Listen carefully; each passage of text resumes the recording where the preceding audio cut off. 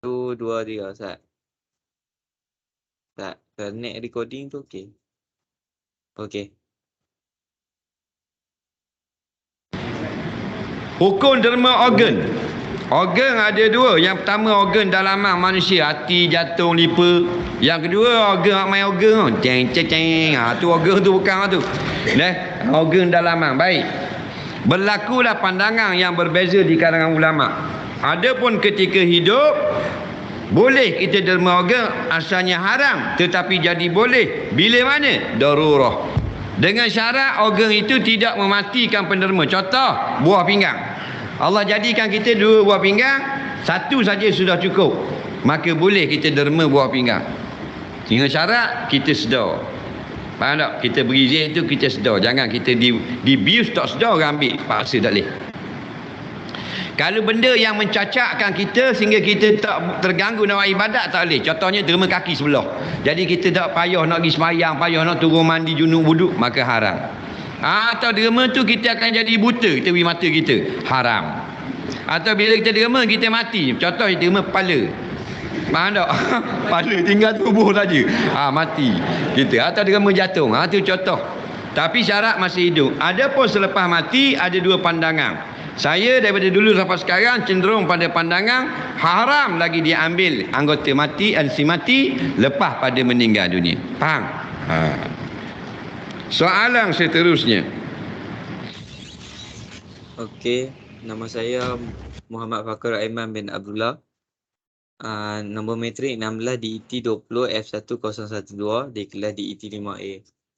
Okey, untuk pengenalan pendermaan organ ni adalah proses pemindahkan organ dan tisu dari penderma yang masih hidup atau telah meninggal dunia pada pesakit yang mengalami kegagalan organ tahap akhir pemindahan organ.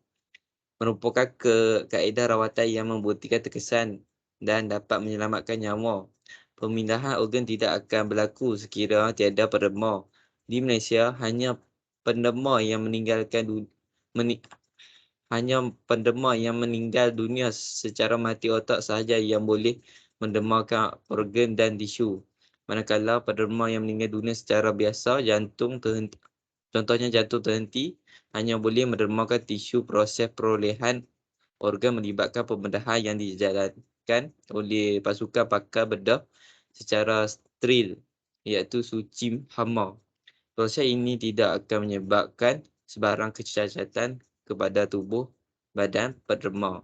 Selepas penderma dijalankan, luka pembedahan akan dijahit dengan sempurna.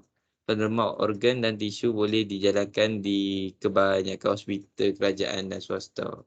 So ini adalah pengenalan untuk pendermaan organ. Okey, kita masuk yang kedua iaitu hukum pendermaan organ. Okey, hukum ini ialah perkara mubah, iaitu perkara yang dibenarkan oleh agama dari perspektif Islam. Pemindahan organ diharuskan dengan syarat tidak ada alternatif lain yang boleh menyelamatkan nyawa pesakit oleh jumhur ulama. Ada satu hadis sahih diriwayatkan Nabi Muhammad SAW pernah menggunakan mukjizatnya untuk membetulkan mata sahabat yang buta semasa berperang, dan ada sahabat tangannya tercabut dan dia mengadu pada Nabi SAW. Maka dengan mukjizatnya ia dapat disembuhkan. Begitu juga dengan teknologi sekarang yang digunakan untuk menyembuh dan menyelamatkan nyawa. Maka hukum derma organ jatuh kepada hukum jadinya harus di kalangan jumhur ulama, perkara yang dibenarkan agama. Selain tu, kita mengambil contoh lain. Contohnya, ada sahabat kita nyaris mati disebabkan kemalangan yang dialami buah pinggangnya dua-dua rosak, dan kemungkinan dia akan lumpuh jika tiada penderma buah pinggang. Sebagai sahabat, kita buat keputusan untuk membantu penderma buah pinggang kita kepadanya, maka pendermaan organ ini boleh dilakukan kerana ia perkara yang dibenarkan oleh agama, kerana ia memberi faedah dan manfaat kepada orang lain. Seperkara lagi, kerana ia dapat menyelamatkan kehidupan yang akan lumpuh kepada kehidupan yang normal. Apa kata Nabi SAW? Sebaik-baik manusia adalah yang memberi manfaat terhadap manusia yang lain. Selain itu, kita dapat melihat kegembiraan di wajah sahabat yang sakit itu bersama keluarganya. InsyaAllah, orang yang berderma akan mendapat bonus daripada Allah, iaitu pahala atas kebaikannya. Ada ulama berkata membantu manusia itu dianggap amal soleh yang berterusan. Okey, seterusnya. Asas-asas keharusan perdemaan organ. So, asas-asasnya ini memindahkan organ untuk tujuan rawatan adalah kaedah terakhir untuk menyelamatkan nyawa pesakit dengan kegagalan organ berperingkat akhir. Peraturan hukum yang diadoptasi oleh hukum transplantasi organ disasarkan pada fakta bahawa transplantasi organ dilakukan dalam keadaan putus asa. Ini kerana tidak ada pilihan lain untuk menyelamatkan nyawa pesakit. Dengan kata lain, pemindahan organ dilakukan dalam situasi yang sangat mendesak dan penting, iaitu situasi kecemasan lah. So, keselamatan nyawa pesakit sangatlah bergantung pada pemindahan organ ini. Okey, tamatlah saya untuk pembintangan saya ini. Saya akan serahkan kepada Muhammad Anaki. Teruskan. Assalamualaikum Ustazah, nama saya Muhammad Anaki bin Hamzah, nombor kad metrik 16 DET 20F1 020. Saya akan menerangkan tentang prinsip syariah dalam pendermaan organ.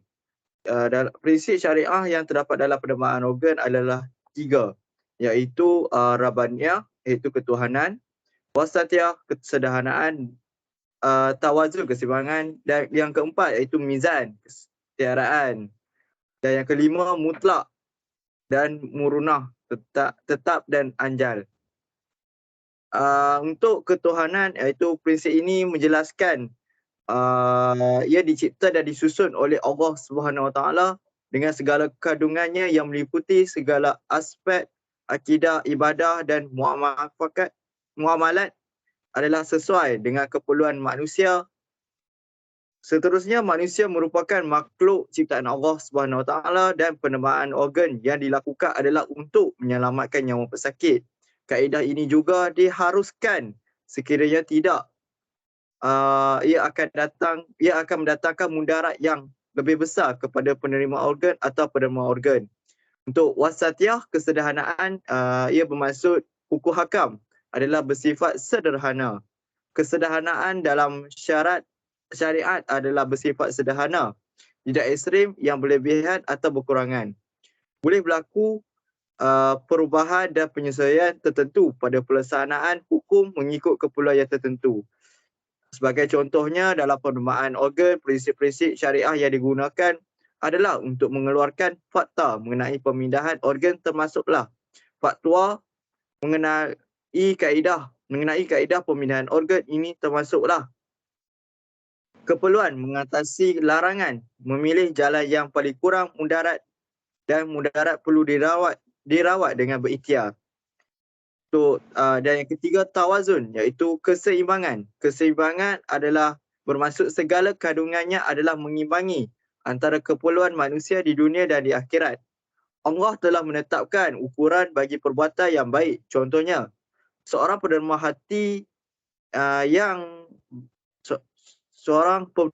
hati ikhtiar yang diilhamkan oleh Allah SWT kepada manusia sebagai satu kemudahan bagi mengatasi kesukaran yang dihadapi oleh pesakit-pesakit kegagalan organ peringkat akhir. Islam juga mensyaratkan pendermaan organ dilakukan secara ikhlas dengan niat untuk membantu orang lain semata-mata kerana Allah SWT, dan bukannya bagi tujuan untuk mendapatkan ganjaran, habuan, populariti atau glamour. Yang keempat iaitu mizan, kesetaraan. Kesetaraan dalam syariat terlihat dalam hukum hakam yang memberikan nilai yang selayaknya bagi sesuatu perkara. Kesetaraan dalam syariat menuntut agar setiap perkara yang dilakukan perlu ditimbang agar hukum hakam tidak menjadi korban atau nama penyelidikan dan pembangunan. Dari perspektif Islam, pemindahan organ diharuskan dengan syarat tidak ada alternatif lain yang boleh menyelamatkan nyawa pesakit tersebut.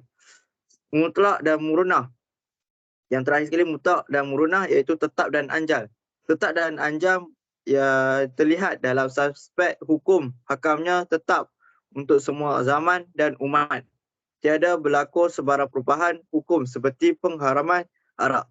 Namun begitu, pengharamannya boleh dikecualikan atau digugurkan seandainya ada keperluan syar'i untuk menggunakannya. Contoh, arak terpaksa digunakan untuk tujuan perubatan. Kelonggaran ini boleh berlaku seandainya tiada pilihan lain bagi mengubati penyakit berbahaya. Seterusnya saya akan menyerahkan kepada rakan saya, iaitu Muhammad Haziq Mustaqim. Ya, Assalamualaikum warahmatullahi wabarakatuh. Nama saya Muhammad Haziq Mustaqim bin Zaharin. Nombor matrik saya ialah 16DT20F1022. Okey, saya akan meneruskan penerangan bab iaitu isu tentang pendermaan organ. Terima kasih kepada sahabat-sahabat saya yang telah menerangkan serba sedikit tentang pendermaan organ ini. Okey. Seterusnya kita akan lanjutkan perbincangan kita pada kali ini, iaitu saya akan menyambungkan tentang pelaksanaan syariah Islamiah berkaitan dengan pendermaan organ. Okey, yang pertama, pembukaan tajuk yang pertama ialah matlamat tidak menghalalkan cara. Apapun yang kita lakukan, mestilah dilakukan dengan cara yang baik di sisi syarak. Iaitu apa yang setiap perbuatan kita tu, dia hendaklah mengikuti apa yang telah ditetapkan oleh syarak. Iaitu yang mana boleh, yang mana tak boleh, yang mana halal, yang mana haram. Kita juga dilarang menggunakan kaedah bagi mencapai suatu matlamat yang baik dan menepati syarak, tetapi cara penyelesaiannya adalah haram. Seperti yang saya katakan tadi, kita hendaklah mengikuti cara itu dengan cara yang terbaik, yang mengikuti syarak. Tidak boleh melakukan secara haram ataupun tidak sedar. Seperti yang dinyatakan dalam video yang kami tunjukkan sebentar tadi, kita sama-sama dengar bahawa Ustaz Azhar Idrus telah menerangkan bahawa jika benda itu haram, cara pembuatannya itu haram. Sebagai contoh yang Ustaz Azhar Idrus sebutkan sebentar tadi ialah jika orang itu tidak sedar, maka kita tidak boleh, kita haram sama sekali kita untuk ambil organ daripada orang itu sendiri. So dekat situ pun dah jelas. Dah lari daripada syarak yang sepatutnya kita ikut. Okey. Selain itu, contoh selain daripada yang Ustaz Azhar terus bagi tadi ialah contohnya arak terpaksa digunakan untuk tujuan perubatan. Kelonggaran ini boleh berlaku seandainya tiada pilihan lain bagi mengubati penyakit berbahaya, tetapi diharuskan dengan syarat tidak ada alternatif lain yang boleh menyelamatkan nyawa pesakit. Sebagai contoh untuk yang ini pula, kita tahu sekarang ni ubat-ubatan ataupun segala jenis perubatan ataupun ubat yang mudah sekali ubat dah. Kita dapat tengok bukan sengaja doktor masukkan alkohol ni untuk dalam ubat ni. Sebab apa? Dia ada faedah dia, ada kebaikan dia. Dan ini semua telah dirujuk oleh syarak, dirujuk oleh pakar-pakar dan dirujuk oleh alimah kita, ustazah kita, dan benda ni dibolehkan untuk kita gunakan dalam perubatan. Terima kasih kepada sahabat Haziq Mustaqim. Okey, saya ingin membuat kesimpulan berdasarkan penerimaan organ ini.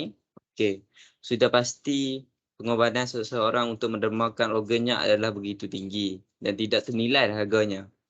Ia adalah bukti keprihatinan penderma organ dan warisnya terhadap kesukaran dan keperitan hidup yang dialami oleh insan yang lain. Malah dengan mendermakan organ selepas kematian, lebih ramai nyawa yang mampu diselamatkan. Kepentingan menjaga kesihatan juga adalah amat utama. InsyaAllah dengan penjagaan tersebut maka dapat menghindari pelbagai penyakit yang boleh menyebabkan kegagalan organ. Di samping itu, penjagaan kesihatan yang baik akan memastikan organ masih berfungsi dengan baik. supaya boleh didermakan kepada mereka yang amat memerlukan. Wallahu a'lam. Sekian, terima kasih.